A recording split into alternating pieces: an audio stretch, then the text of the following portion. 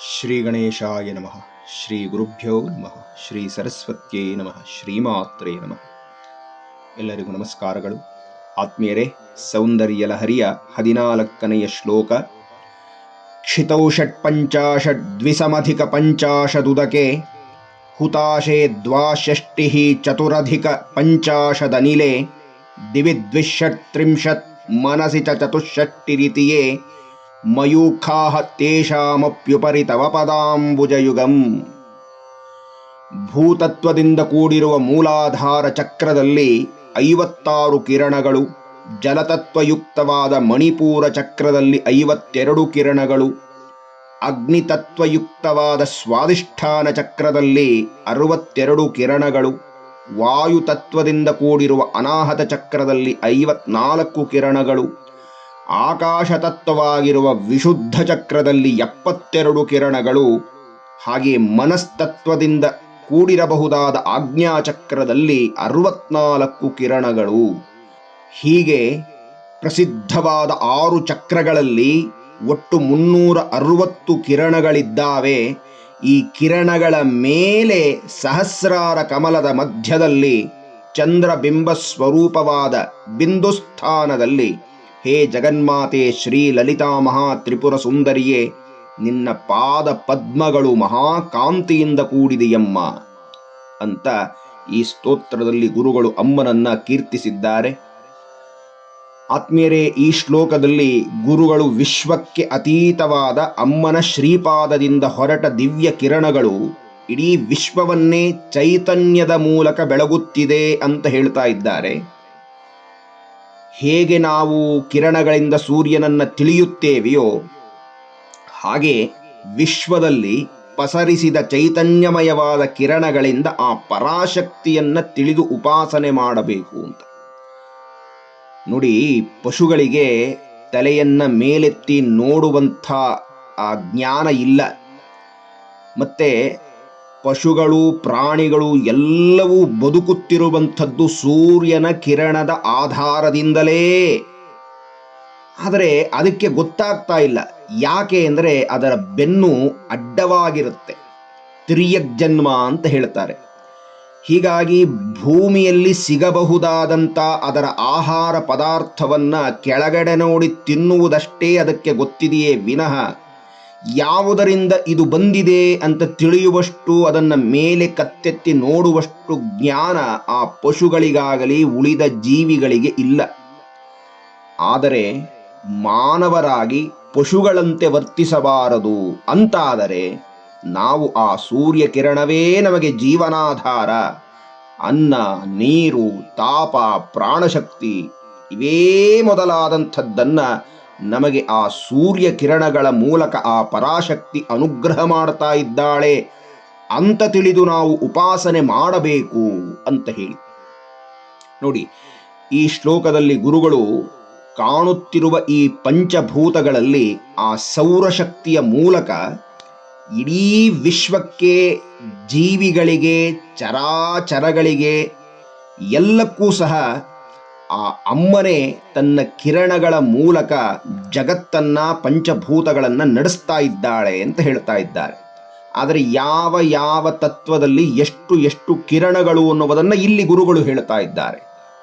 ಕ್ಷಿತೌ ಷಟ್ಪಂಚಾಶತ್ ಅಂತಂದರೆ ಭೂತತ್ವದಲ್ಲಿ 56 ಕಿರಣಗಳು, ದ್ವಿಸಮಧಿಕ ಪಂಚಾಶದುದಕೆ ಜಲದಲ್ಲಿ 52 ಕಿರಣಗಳು, ಹುತಾಶೆ ದ್ವಾಷಷ್ಟಿಃ ಅಗ್ನಿಯಲ್ಲಿ 62 ಕಿರಣಗಳು, ಚತುರಧಿಕ ಪಂಚಾಶದನಿಲೆ ವಾಯುವಿನಲ್ಲಿ 54 ಕಿರಣಗಳು, ದಿವಿದ್ವಿಷಟ್ತ್ರಿಂಶತ್ ಆಕಾಶ ತತ್ವದಲ್ಲಿ ಈ 36 ಅನ್ನುವುದನ್ನು 2ರಿಂದ ಗುಣಿಸಬೇಕು, 2ರಷ್ಟಿದೆ ಅಂತ ಹೇಳ್ತಾ ಇದ್ದಾರೆ. ಅಂದರೆ 72 ಕಿರಣಗಳಿಂದಲೂ, ಹಾಗೆ ಮನಸಿಚ ಚತುಷ್ಷಷ್ಟಿ ರೀತಿ ಮನಸ್ತತ್ವವು 64 ಕಿರಣಗಳಿಂದ ಕೂಡಿದೆ ಅಂತ.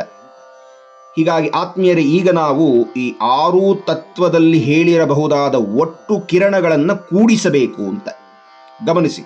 ಭೂಮಿಯಲ್ಲಿ 56, ಜಲದಲ್ಲಿ 52, ಅಗ್ನಿಯಲ್ಲಿ 62, ವಾಯುವಿನಲ್ಲಿ 54, ಆಕಾಶದಲ್ಲಿ 72, ಮನಸ್ಸಿನಲ್ಲಿ 64.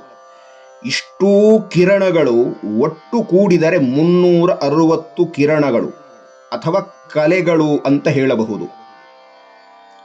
ಈ 360 ಅನ್ನುವಂಥದ್ದು ಪರಿಪೂರ್ಣವಾದ ಸಂಖ್ಯೆ ಅಂತ.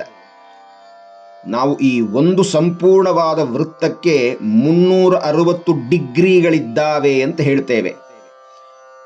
ಹಾಗೆ ನಮಗೆ ಒಂದು ವರ್ಷಕ್ಕೆ 360 ದಿನಗಳಿದೆ ಎನ್ನುವಂಥದ್ದು ಗೊತ್ತಿದೆ. ಈ 360 ದಿನಗಳಲ್ಲಿ 6 ಋತುಗಳಿದ್ದಾವೆ.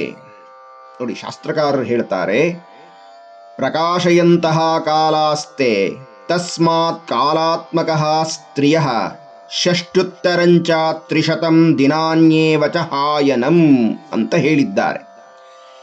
ಅಂದರೆ ಶ್ರೀಮಾತೆಯ ಪಾದಕಮಲದಿಂದ ಹೊರಟ ಆ ಕಲೆಯು, ಅಂದರೆ ಆ ಕಿರಣಗಳು ದೇಶ ಹಾಗೂ ಕಾಲಚಕ್ರದಲ್ಲಿ ಪರಿಪೂರ್ಣವಾಗಿ ವ್ಯಾಪಿಸಿಬಿಟ್ಟಿದೆ ಅಂತ. ನೋಡಿ, ಒಟ್ಟು 6 ಋತುಗಳಿದ್ದಾವೆ ನಮಗೆ ಗೊತ್ತಿದೆ. ಒಂದೊಂದು ಋತುವಿನಲ್ಲಿಯೂ ಭೂಮಿ, ಜಲ, ಅಗ್ನಿ, ವಾಯು, ಆಕಾಶ, ಮನಸ್ ಅನ್ನುವಂಥ ಒಂದೊಂದು ತತ್ವ ಅಭಿಮಾನಿಗಳಿದ್ದಾವೆ. ಮತ್ತು 360 ದಿನಗಳಿಂದ ಕೂಡಿದ ಒಂದು ಸಂವತ್ಸರದ ಒಂದೊಂದು ದಿನವೂ ಜಗನ್ಮಾತೆಯ ಪಾದ ಕಮಲಗಳಿಂದ ಹೊರಟಂಥ ಒಂದೊಂದು ಕಿರಣಗಳನ್ನು ಆ ದಿನಗಳು ನಡೆಸ್ತಾ ಇದ್ದಾವೆ. ಹೀಗೆ ನಮ್ಮ ಬದುಕನ್ನ ಜಗನ್ಮಾತೆ ನಡೆಸ್ತಾ ಇದ್ದಾಳೆ. ಆತ್ಮೀಯರೇ, ಇಲ್ಲಿ ದೇಶ ಅಂತ ಹೇಳಿದ್ದು ಪಂಚಭೂತಗಳನ್ನ ದೃಷ್ಟಿಯಲ್ಲಿಟ್ಟುಕೊಂಡು. ನೋಡಿ, ಭೂಮಿ ನಮ್ಮನ್ನ ಧರಿಸಿದೆ, ನಮಗೆ ಅನ್ನ ಕೊಡ್ತಾ ಇದೆ, ನಾವು ಇರಲಿಕ್ಕೆ ಆಶ್ರಯ ಕೊಟ್ಟಿದೆ, ಮತ್ತು ಇದು ಅತ್ಯಂತ ವಿಸ್ತಾರವಾಗಿ ವ್ಯಾಪಿಸಿದೆ. ನೀರು ಮೇಲಿನಿಂದ ಕೆಳಕ್ಕೆ ಹರಿಯಬೇಕು, ದಾಹವನ್ನ ನೀಗಬೇಕು, ಇದು ನೀರಿನ ಲಕ್ಷಣ. ಅಗ್ನಿ ಮೇಲ್ಭಾಗವಾಗಿ ಜ್ವಲಿಸಬೇಕು, ತಾಪವನ್ನು ಉಂಟು ಮಾಡಬೇಕು ಅಂತ. ವಾಯು ಸರ್ವತ್ರ ಸಂಚಾರವನ್ನು ಮಾಡುತ್ತಾ ಪ್ರಾಣ ಶಕ್ತಿಯನ್ನು ಕೊಡಬೇಕು ಅಂತ. ಆಕಾಶ ಈ ಉಳಿದ 4 ಭೂತಗಳಿಗೆ ಅವಕಾಶವನ್ನು ಕೊಡಬೇಕು ಅಂತ. ಹೀಗೆ ದೇಶ ಅಂತಂದರೆ ನಮ್ಮ ಸುತ್ತಲೂ ಅನಂತವಾಗಿ ವ್ಯಾಪಿಸಿರಬಹುದಾದ ಪಂಚಭೂತಗಳು ಮತ್ತು ಇದರ ಜೊತೆಗೆ ಮನಸ್ತತ್ವ. ಈ ಮನಸ್ಸಿಗೆ ಇತಿಮಿತಿ ಇಲ್ಲ. ಹೀಗಾಗಿ ಭೂಮಿ, ಜಲ, ಅಗ್ನಿ, ವಾಯು, ಆಕಾಶ, ಮನಸ್ಸು ಎಂಬ 6 ದೇಶಕ್ಕೆ ಸಂಬಂಧಪಟ್ಟಿದ್ದು, ಅಂದರೆ ವಿಸ್ತಾರವಾದಂಥದ್ದು ಅಂತ. ಈ 6 ತತ್ವಗಳಲ್ಲಿ ವ್ಯಾಪಿಸಿರುವ ಒಟ್ಟು ಕಿರಣಗಳು 360. ಕಾಲವೆಂಬ ಸಂವತ್ಸರವನ್ನ ನಡೆಸುವಂಥದ್ದು ಈ 360 ಕಿರಣಗಳೇ ಆಗಿದ್ದಾವೆ ಅಂತ. ಹೀಗಾಗಿ ಒಟ್ಟಾರೆ ಅರ್ಥವೇನಪ್ಪ ಅಂದರೆ, ಶ್ರೀಲಲಿತೆಯೇ ದೇಶ ಕಾಲಗಳಲ್ಲಿ ವ್ಯಾಪಿಸಿ ತನ್ನ ಚೈತನ್ಯಮಯವಾದ ಕಿರಣಗಳಿಂದ ಪ್ರತಿನಿತ್ಯ ಸಮಸ್ತ ಸೃಷ್ಟಿಯನ್ನು ನಡೆಸ್ತಾ ಇದ್ದಾಳೆ ಅಂತ. ಆತ್ಮೀಯರೇ, ಇಷ್ಟು ಹೊತ್ತು ಹೇಳಿದ್ದು ಹೊರ ಪ್ರಪಂಚದ ದೃಷ್ಟಿಯಲ್ಲಿ. ಈಗ ಒಳ ಪ್ರಪಂಚದ ದೃಷ್ಟಿಯಿಂದ ಈ ಚಿಂತನೆಯನ್ನು ಗಮನಿಸಬೇಕಾಗಿದೆ. ಯಾವುದದು ಒಳ ಪ್ರಪಂಚ ಅಂತಂದರೆ, ನಮ್ಮ ಶರೀರವೆಂಬ ಪ್ರಪಂಚದಲ್ಲಿ ಅಮ್ಮನ ಕಿರಣಗಳು ಹೇಗೆ ಪಸರಿಸಿದೆ ಎನ್ನುವುದನ್ನು ನೋಡಬೇಕು. ನಮ್ಮ ಶರೀರವೂ ಸಹ ಪಂಚಭೂತಗಳಿಂದಲೇ ನಿರ್ಮಾಣ ಮಾಡಿರುವಂಥದ್ದು. ಈ ಪಂಚಭೂತಗಳಿಗೂ ನಮ್ಮ ಶರೀರದಲ್ಲಿ ಹೇಳುವ ಚಕ್ರಗಳಿಗೂ ಒಂದು ಸಂಬಂಧವಿದೆ ಅಂತ. ಕ್ಷಿತೌ ಷಟ್ಪಂಚಾಶತ್ ಅಂದರೆ ಭೂತತ್ವವಾದ ಮೂಲಾಧಾರ ಚಕ್ರದಲ್ಲಿ ಶ್ರೀಮಾತೆಯ 56 ಕಿರಣಗಳು ಇದ್ದಾವೆ. ದ್ವಿಸಮಧಿಕ ಪಂಚಾಶದುದಕೆ ಜಲತತ್ವವಾದ ಮಣಿಪೂರದಲ್ಲಿ 52 ಕಿರಣಗಳಿದ್ದಾವೆ. ಹುತಾಶೆ ದ್ವಾಷಷ್ಟಿ ಅಗ್ನಿತತ್ವವಾದ ಸ್ವಾದಿಷ್ಠಾನ ಚಕ್ರದಲ್ಲಿ 62 ಕಿರಣಗಳಿದ್ದಾವೆ. ಚತುರಧಿಕ ಪಂಚಾಶದನಿಲೆ ವಾಯುತತ್ವವಾದ ಅನಾಹತ ಚಕ್ರದಲ್ಲಿ 54 ಕಿರಣಗಳಿದ್ದಾವೆ. ದಿವಿದ್ವಿಷಟ್ತ್ರಿಂಶತ್ ಆಕಾಶತತ್ವವಾದ ವಿಶುದ್ಧಿ ಎನ್ನುವ ಚಕ್ರದಲ್ಲಿ 72 ಕಿರಣಗಳಿದ್ದಾವೆ. ಇನ್ನು ಮನಸಿ ಚತುಷ್ಷಷ್ಟಿ ರೀತಿ ಮನಸ್ತತ್ವವಾದ ಆಜ್ಞಾಚಕ್ರದಲ್ಲಿ 64 ಕಿರಣಗಳಿದ್ದಾವೆ. ಹೀಗೆ ಶರೀರವೆಂಬ ಪ್ರಪಂಚದಲ್ಲಿ ಪಂಚಭೂತಗಳು ಹಾಗೂ ಮನಸ್ಸು ಎಂಬ ದೇಶದ ಮೇಲ್ಭಾಗ, ಅಂದರೆ 6 ಚಕ್ರಗಳನ್ನು ದಾಟಿದ ಮೇಲೆ ಶಿರಸ್ಸಿನ ಮಧ್ಯದ ಬ್ರಹ್ಮಸ್ಥಾನದಲ್ಲಿ ಸಹಸ್ರಾರವೆಂಬ ದಿವ್ಯ ಕಮಲದಲ್ಲಿ ಆ ಶಿವಶಕ್ತಿಗಳಿದ್ದಾರೆ. ಅಂದರೆ ಈ ಎಲ್ಲ 6 ತತ್ವಕ್ಕಿಂತಲೂ ಶ್ರೀಮಾತೆಯ ಶ್ರೀಪಾದಗಳು ಅತೀತವಾಗಿದೆ ಅಂತ. ಈ ಪ್ರಪಂಚ ಎಂಬ ಶರೀರದಲ್ಲಿ ಅತಿ ಉನ್ನತವಾದ ಎತ್ತರವಾದ ಸ್ಥಾನದಲ್ಲಿದೆ. ಈ ಜಗನ್ಮಾತೆಯ ಪಾದ ಕಮಲಗಳ ಕಿರಣಗಳೇ ಈ ಇಡೀ ಶರೀರವನ್ನ ವ್ಯಾಪಿಸಿ ಆ ಕಾಂತಿ ಇರುವ ಕಾರಣದಿಂದಲೇ ಶರೀರವೆಲ್ಲ ಬೆಳಗಿದೆ, ಶರೀರ ಚೈತನ್ಯಮಯವಾಗಿದೆ, ವ್ಯಾಪಾರ ವ್ಯವಹಾರ ಎಲ್ಲವನ್ನು ಮಾಡ್ತಾ ಇದ್ದೇವೆ.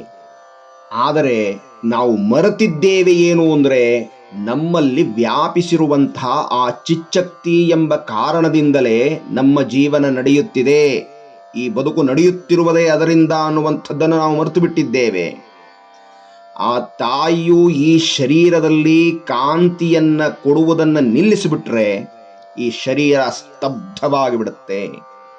ಹೀಗಾಗಿ ಗುರುಗಳು ಹೇಳ್ತಾ ಇದ್ದಾರೆ, ಯೇ ಮಯೂಖಾಹ ತೇಷಾಮಪ್ಯುಪರಿ ತವ ಪದಾಂಬುಜಯುಗಂ. ಶ್ರೀಲಲಿತೆಯ ಪಾದಾರವಿಂದಗಳು ಈ ದೇಶತತ್ವ, ಕಾಲತತ್ವ, ಶರೀರತತ್ವ, ಷಟ್ಚಕ್ರತತ್ವಗಳಿಗಿಂತಲೂ ಅತೀತವಾಗಿದೆ. ಮತ್ತು ಈ ದೇಶ, ಕಾಲ, ಶರೀರವೆಂಬ ತತ್ವಗಳು ನಡೆಯುತ್ತಿರುವುದೂ ಸಹ ಅಮ್ಮನ ಪಾದ ಕಮಲಗಳಿಂದ ಹೊರಡುವ ಕಾಂತಿಯಿಂದಲೇ ಅನ್ನುವುದನ್ನು ನಾವು ಮರೆಯಬಾರದು. ಹಾಗಾಗಿ ಅಂತಹ ಅಮ್ಮನ ಪಾದಗಳನ್ನು ನಾವು ಆಶ್ರಯಿಸಬೇಕು ಅಂತ. ಇನ್ನು ಉಪಾಸಕರು ಈ ಚಿಂತನೆಯನ್ನ ಮತ್ತೊಂದು ದೃಷ್ಟಿಯ ರೀತಿಯಲ್ಲಿ ವ್ಯಾಖ್ಯಾನ ಮಾಡಿದ್ದಾರೆ. ನೋಡಿ, ನಮಗೆ ತಿಳಿದಿರುವಂತೆ ಈ ವಿಶ್ವದಲ್ಲಿ 3 ತೇಜೋ ಮಂಡಲಗಳಿದ್ದಾವೆ. ಅಗ್ನಿಮಂಡಲ, ಸೂರ್ಯಮಂಡಲ, ಚಂದ್ರಮಂಡಲ ಅಂತ. ಈ 3 ಮಂಡಲಗಳಲ್ಲಿ ಅಮ್ಮನ ಈ ಕಿರಣಗಳು ಎಷ್ಟು ಸಂಖ್ಯೆಯಲ್ಲಿ ವ್ಯಾಪಿಸಿದೆ ಅನ್ನುವುದನ್ನು ನೋಡಬೇಕು. ಗಮನಿಸಿ, ಈ ಶ್ಲೋಕದ ಮೊದಲ ಪಾದದಲ್ಲಿ 2 ತತ್ವಗಳನ್ನು ಹೇಳಿದ್ದಾರಲ್ಲ, ಕ್ಷಿತೌ ಷಟ್ಪಂಚಾಶದ್ವಿಸಮಧಿಕ ಪಂಚಾಶದುದಕೆ, ಅಂದರೆ ಭೂಮಿಯಲ್ಲಿನ 56, ಹಾಗೆ ಉದಕ ಜಲದಲ್ಲಿ 52, ಈ ಎರಡನ್ನ ಕೂಡಿ 108 ಬರುತ್ತೆ. ಈ 108 ಅನ್ನುವಂಥದ್ದು ಅಗ್ನಿಯ ಕಲೆಗಳು ಅಂತ. ಹಾಗೆ ಹುತಾಶೆ ದ್ವಾಷಷ್ಟಿ ಚತುರಧಿಕ ಪಂಚಾಶದನಿಲೇ, ಸೂರ್ಯಮಂಡಲದಲ್ಲಿರುವಂತಹ ಒಟ್ಟು ಕಲೆಗಳು ಅಗ್ನಿ ಮತ್ತು ಅನಿಲ ವಾಯುವಿನಲ್ಲಿರುವಂತಹ 62 ಪ್ಲಸ್ 54 116 ಕಲೆಗಳು ಅಂತ. ಮೂರನೆಯದಾಗಿ ದಿವಿದ್ವಿಷಟ್ತ್ರಿಂಶತ್ ಮನಸಿ ಚತುಷ್ಷಷ್ಟಿ ರೀತಿ, ಚಂದ್ರಮಂಡಲದಲ್ಲಿನ ಒಟ್ಟು ಕಲೆಗಳು ಎಷ್ಟಪ್ಪ ಅಂತಂದ್ರೆ ಆಕಾಶದ 72, ಮನಸ್ಸಿನ 64 ಕಲೆಗಳು ಒಟ್ಟು ಸೇರಿ 136. ಇದು ಚಂದ್ರಮಂಡಲದಲ್ಲಿರಬಹುದಾದ ಕಲೆಗಳು ಅಂತ. ಹೀಗೆ ಅಗ್ನಿಮಂಡಲದಲ್ಲಿ 108 ಕಲೆಗಳು, ಸೂರ್ಯಮಂಡಲದಲ್ಲಿ 116 ಕಲೆಗಳು, ಚಂದ್ರಮಂಡಲದಲ್ಲಿ 136 ಕಲೆಗಳು. ಹೀಗೆ 3 ಮಂಡಲದಲ್ಲಿ ವ್ಯಾಪಿಸಿರುವಂಥದ್ದು ಆ ಜಗನ್ಮಾತೆಯ ಕಾಂತಿಯೇ. ಆ ಕಾಂತಿಯ ಮೂಲಕವೇ ಇಡೀ ಸೃಷ್ಟಿ ನಡೀತಾ ಇದೆ ಅಂತ ಗೀತಾಚಾರ್ಯನೂ ಸಹ ಇದೇ ಚಿಂತನೆಯನ್ನು ಹೇಳ್ತಾನೆ ಭಗವದ್ಗೀತೆಯಲ್ಲಿ. ಯದಾದಿತ್ಯಗತಂ ತೇಜೋ ಜಗದ್ಭಾಸಯತೇಖಿಲಂ ಯಚ್ಛಂದ್ರಮಸಿ ಯಚ್ಛಾಗ್ನೌ ತತ್ತೇಜೋ ವಿದ್ಧಿಮಾಮಕಂ ಅಂತ. ಅಗ್ನಿಮಂಡಲದಲ್ಲಿ, ಸೂರ್ಯಮಂಡಲದಲ್ಲಿ, ಚಂದ್ರಮಂಡಲದಲ್ಲಿ ವ್ಯಾಪಿಸಿರುವಂಥ ತೇಜಸ್ಸು ನನ್ನದೇ ಅಂತ ತಿಳಿಯಬೇಕು ಅಂತ ಸ್ವಾಮಿ ಗೀತೆಯಲ್ಲಿ ಹೇಳಿದ್ದಾನೆ. ಹೀಗಾಗಿ ನಮಗೆ ಕೃಷ್ಣ ಬೇರೆಯಲ್ಲ, ಜಗನ್ಮಾತೆ ಲಲಿತೆ ಬೇರೆಯಲ್ಲ. ಹೀಗಾಗಿ ಇಡೀ ವಿಶ್ವದ ದೇಶ ಕಾಲಗಳಲ್ಲಿ ವ್ಯಾಪಿಸಿರುವವಳೂ ಅವಳೇ. ಅವಳ ಕಾಂತಿಯಿಂದಲೇ ಈ ಜಗತ್ತು ನಡೀತಾ ಇದೆ. ಆದರೆ ಅವಳು ಮಾತ್ರ ಈ ಜಗತ್ತಿಗೆ, ಅಂದರೆ ದೇಶಕ್ಕೆ ಕಾಲಕ್ಕೆ ಅತೀತಳಾಗಿದ್ದಾಳೆ ಅನ್ನುವಂಥದ್ದು ಒಂದು ಭಾವ. ಎರಡನೆಯದಾಗಿ ಈ ಶರೀರ ಅನ್ನುವಂಥದ್ದು ನಡೆಯುತ್ತಿರುವಂಥದ್ದು ಸಹ ಆ ಜಗನ್ಮಾತೆಯಿಂದಲೇ. ಅವಳ ಕಾಂತಿ ಪ್ರಸಾರವೇ ಈ ಶರೀರ ಚಿಚ್ಚಕ್ತಿಯ ಮೂಲಕ ನಡೆಯುತ್ತಿರುವಂಥದ್ದು. ಹೀಗಾಗಿ ನಾವು ತಿಳಿಯಬೇಕಾದ್ದು ಆ ಚಿಚ್ಚಕ್ತಿ ಎಲ್ಲಿಂದ ಬರ್ತಾ ಇದೆ, ಆ ಮೂಲ ಯಾವುದು, ಅವಳಿಗೆ ಶರಣಾಗಬೇಕು, ಅವಳನ್ನು ಆಶ್ರಯಿಸಬೇಕು. ಆಗ ಈ ಜೀವಾತ್ಮನು ಧನ್ಯನಾಗುತ್ತಾನೆ ಅನ್ನುವಂಥ ಅರ್ಥದಲ್ಲಿ ಶ್ರೀ ಶ್ರೀ ಶಂಕರ ಭಗವತ್ಪಾದರು ದಿವ್ಯವಾಗಿ ಅಮ್ಮನನ್ನ ಸ್ತುತಿಸಿದ್ದಾರೆ.